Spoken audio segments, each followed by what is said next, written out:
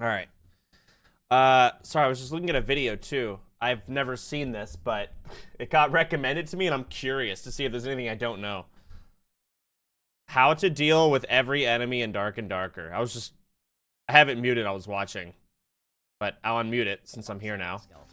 Nightmare Axe skeletons also gain a 2-hit combo, meaning you will often be required to duck and strafe. They also swing significantly faster. If you're caught in a tight space with nowhere to dodge, this can be especially troublesome, and it's a situation where having a shield or a cheat spot is almost mandatory. The Skeleton Spearman is probably the most complex of the basic melee enemies. They have 3 attacks, and all of them have different counterplay, but thankfully there seems to be a consistent strategy to deal with all 3 of them. If you're in range and moving backwards, they seem to have an extremely strong preference for the long-range stab attack, which will punish backpedaling in a straight line, but can be avoided by simply holding left or right while backpedaling. If you're up close and not retreating, they will attempt an overhead swipe, which cannot be strafed up close due to its tracking and hitbox, and must be avoided by moving away. Thankfully, this overhead swing has pitiful range, meaning you can easily avoid it even with slower movement speed. And sometimes they will attempt a forward-stepping side swipe, similar to the other 2 uncommon skeletons. Oh my and god. Just like those 2, it can be ducked. This attack has surprising range, so ducking underneath it is often necessary, especially with the high difficulty versions of this enemy. The easiest strategy here is to just move diagonally away from them. The ducking under stuff is cool. Swipe with a duck. The diagonal movement dodges both the close range attack and the stab, but often is gets so caught funny. by the side swipe, requiring ducking for 100% safety. Similar to the other skeletons, they gain a 2-hit combo option at Nightmare difficulty, following up their stab with the side swipe. The Mummy is a very basic melee type enemy. They function almost identically to the Skeleton Footman, only their range is much shorter. The exception is that sometimes they will do a forward lunge with great range. Dodging this is very simple, simply strafe to the side when you see it. It has no tracking to it, so this is extremely easy. Nightmare difficulty mummies gain the ability to paralyze you on hit and attack much faster, with a high preference for the lunge. The Zombie is another basic melee type enemy. This is very similar to the Mummy, but without the lunge.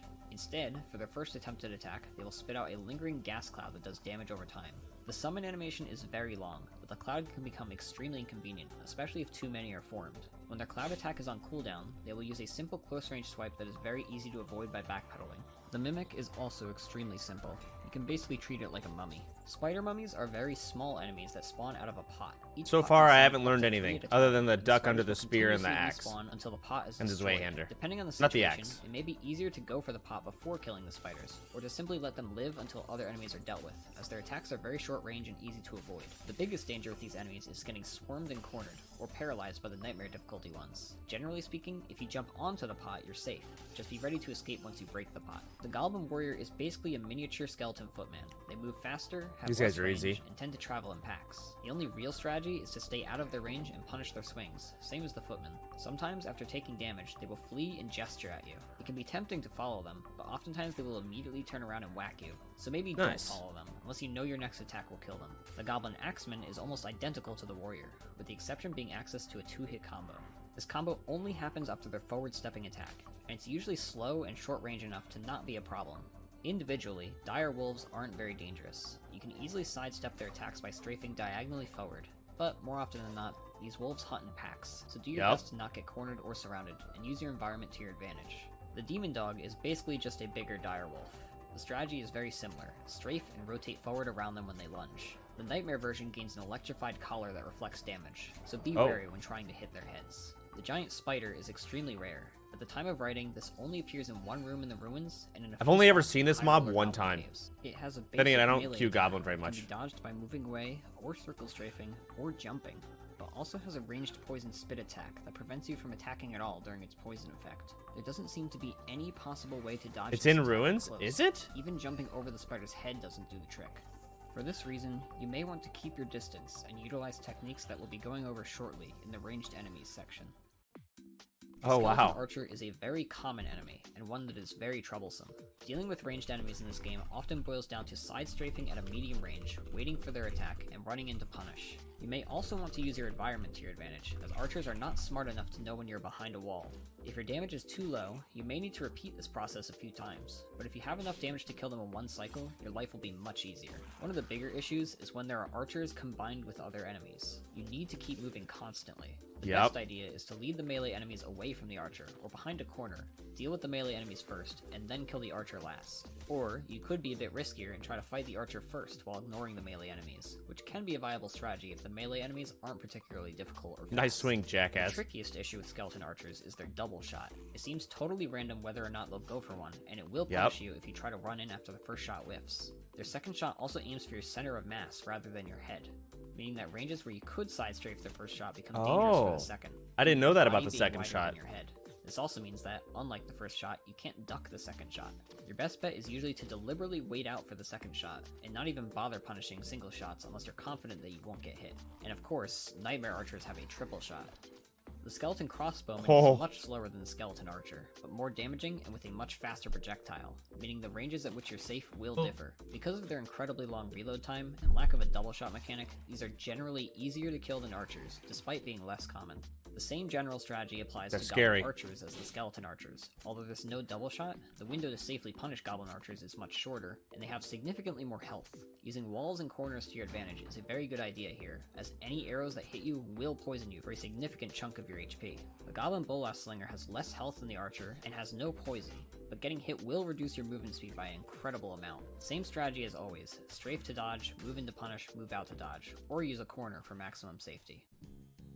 The Skeleton Mage will cast a fireball at you, with very good accuracy. The fireball deals explosive AoE damage, and leaves a very dangerous damage over time effect on the floor. Treat them like an especially dangerous archer. When they or another enemy nearby is damaged, they will cast a protection spell, which seems to block 100% of damage. The safest way to deal with them is to lure them close to a corner and force them to damage themselves with their own fireball. Sometimes this option is unavailable, so you'll have to resort to strafe dodging and punishing.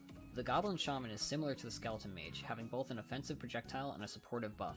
The projectile has some homing properties. I don't even know what the support buff does. Issue, as the projectile itself tends to move downwards into the ground. Getting hit will slow you down tremendously and prevent you from healing for several seconds. And it will take out half your health. And provides enemies around them a buff to their attack speed. But the casting time is so incredibly slow that it's basically a free kill. Wisps fire a slow magic projectile at your body. The projectile is so slow that you can simply strafe around them at point blank and still be safe. When the wisp dies, it'll explode in a flash of light, blinding the player, but not dealing damage. The Death Skull is the first flying enemy and the best for demonstrating flying enemy AI. Flying enemies will always try to fly directly towards the player and won't pathfind around map geometry, which can be exploited. In the Skull's case, they do a lunge in a straight line.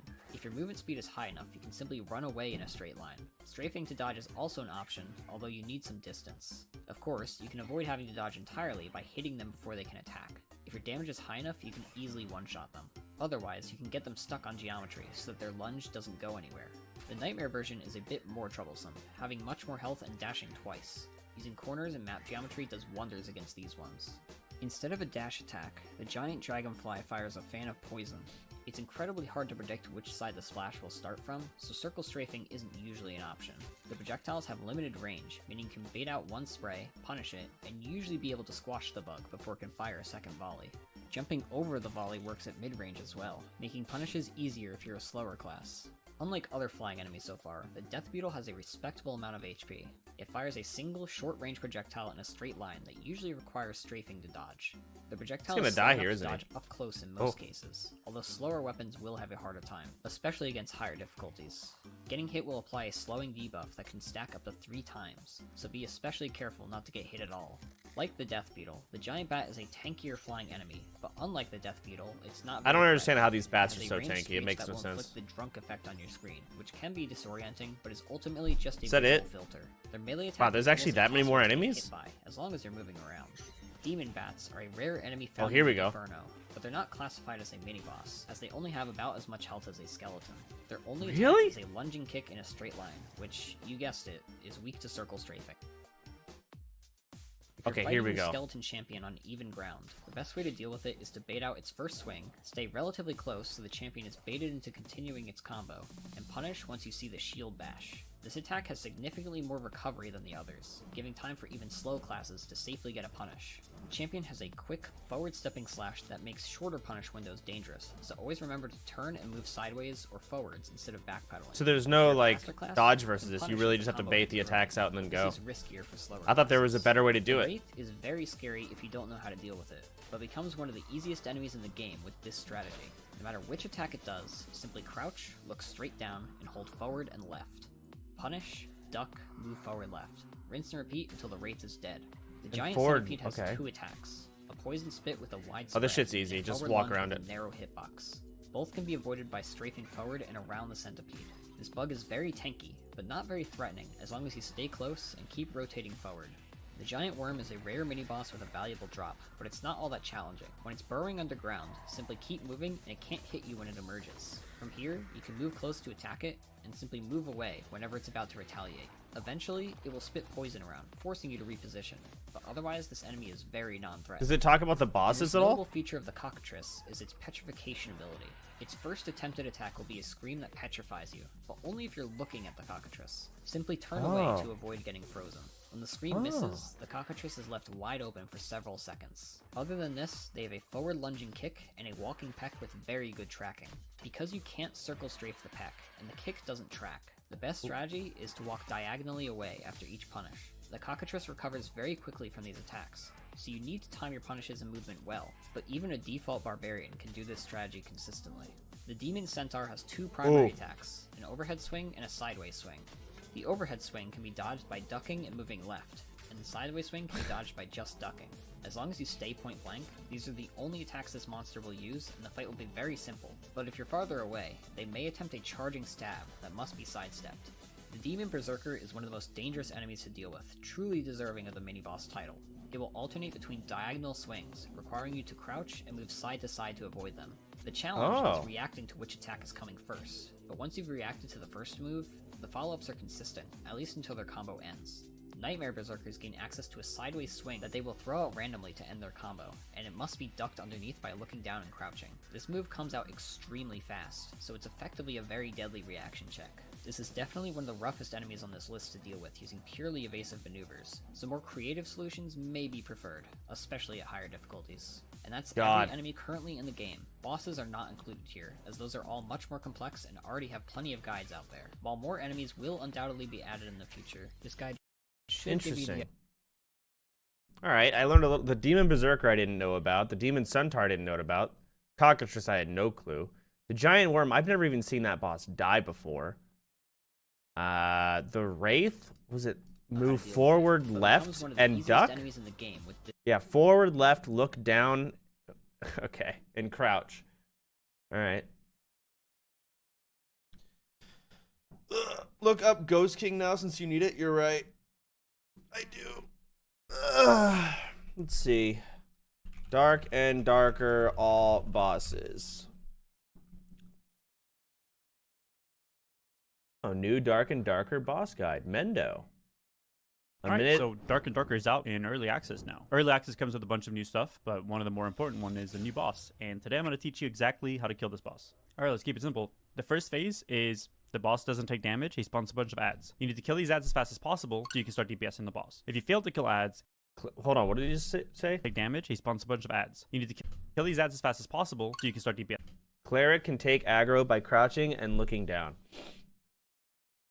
That takes aggro?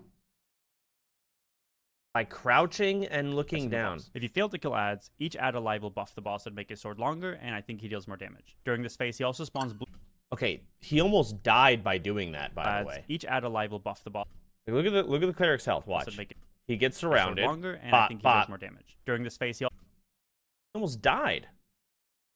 Also spawns blue stuff on the ground. Don't stand in it. At 5 stacks of standing in the blue stuff, you get trapped. You have to break the trap with melee, or let the other mobs or the boss break the trap. When he has a red bubble, you can't deal damage to him, or if you do deal damage to him, it's very minimal. I would say save your attacks. When the ads are dead, the boss is going to start walking around. He'll just either teleport behind a random person, or walk at a random person and chase them. Can I TP behind me? It's very easy for a ranger to dodge these by just running away and outranging it. At least as long as his sword is unbuffed. And for any other class, you can just block his attacks. It's very easy. Crouch, right click, look up a little bit. He has a few different variations of his sword swing, but you can block all of them. He'll also occasionally throw throwing knives. They just deal a little bit of damage. It's nothing scary. The ad timer is perfectly synced with the cleric's AoE skill. So if you're running this ability, you can just look at that cooldown and see when it's off cooldown, the ads will come back. And that's it. Kill ads, don't stand in blue, block or dodge his attacks, and keep DPSing him until he's dead. I can drop you more clarities if you need. I'm good, I'm good. Nice. He's dead. Okay, nice. Alright, that's easy enough. Usually drink 4 clarities. But what do the ads do? Do the ads, I guess the ads aren't a problem as long as you kill them quick enough. I just gotta get the cleric AoE down. They London shank you? Do they shadow step, right? Don't they? I'm pretty sure they literally teleport and, like, one-tap you. If you are not killing them, they explode, they buff the boss. You can't damage the boss when they're alive. Okay, I know all of that, but I'm saying, like, the ads have killed us before. Just teleporting behind you and one-shotting you. And they don't die instantly through the cleric AoE, so they are alive for at least, you know, a couple auto melees from, you know, my team. During that time, they've died. Group them up, or group them on boss and do Mika. I'll just be spamming red shield and shit here. And also, let's go to the beginning or here. If you do deal damage to him, This video pisses me off. it's very minimal. I off the boss and make his sword long. Watch the cleric go in. That's fast. Oh, I'm gonna go AoE It's everything. possible, so you can start He does based it. on the boss. If you fail to kill ads, each ad alive will buff the boss. This motherfucker gets surrounded to and make his almost sword longer, dies. and I think he deals more damage. I don't know. It just doesn't seem very. There's got to be a. I'll figure it out. Maybe he didn't have to go in as far as he did. All right, let me look at the ghost. Actually, no, I know the ghost fight, but I'll look at it again. Dark and Darker Ghost King Guide. 7 months ago, 10 days ago. 1 day ago. No. Okay. Alright. I just want to see when they jump. I know that, like, the pools on the ground were visually bugged last night, and that's why it was so confusing and made no sense. Everyone was getting, like, 50 stacks, and we were like, we're not in anything. But also, they changed the timing. Apparently, they made it easier, but I'm still used to the complicated timing that it used to have. I just want to see it.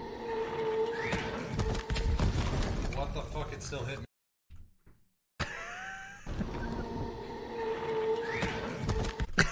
Okay. When do you jump, man? That doesn't help me at all. Oh, fuck. Okay. Okay. Alright. If we get a strong intro, we're good home so I can drink. Jump. Do you have a Don't heal me this time. Casting, Dude, I missed fucking.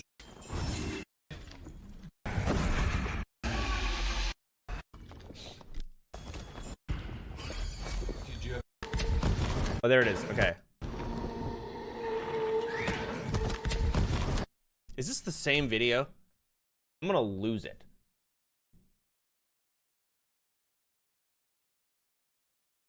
Okay, let's insane pendant. 11 minutes long. Let's just skip forward. I don't care. Here we go.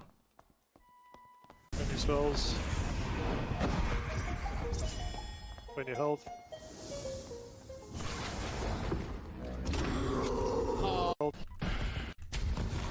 Someone's got Dan, but not everyone needs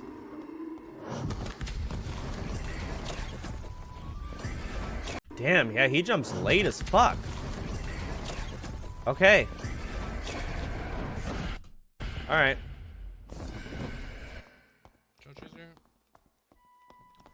Man, so they do this without a cleric. I guess the bard does a little bit of healing, right? I just don't know how much they do. And also, whenever I fight these bosses, the amount of heals I have to pump out. Like, it's so much healing I have to do. Bard heals, light red HP. Okay, let's see the Ranger's HP here. Like, he's half... Oh, Any spells? did he drink bread? When your health.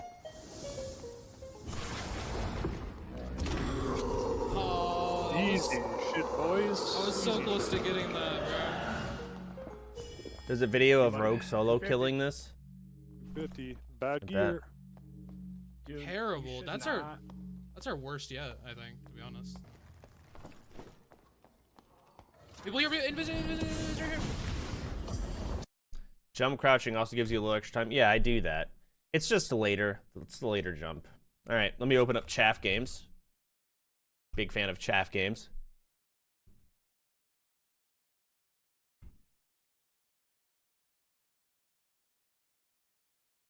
You're overthinking the jump mega hard.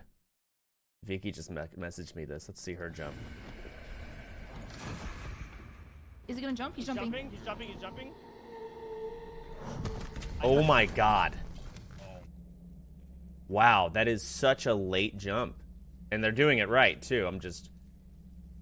Damn, I suck. It's so easy now. Is he gonna jump? He's jumping. He's jumping. He's jumping. Oh my god, she jumped. Okay, wow. So you jump basically when it's on its way down in the air. I mean, listen, again, I've probably regurgitated the same info 50,000 times. I'm just not used to it, even though it's easier, and that's how it should be. All right. You jump at the logical time now. I know. I know. It's like your generic boss fight where, like, the boss slams the ground in fucking Super Mario and you have to jump over the shockwave. That's it. We died last night, Lakari and I, to stupid shit. I love that. Is Lakari awake? I don't think he is. When did he go to bed last night?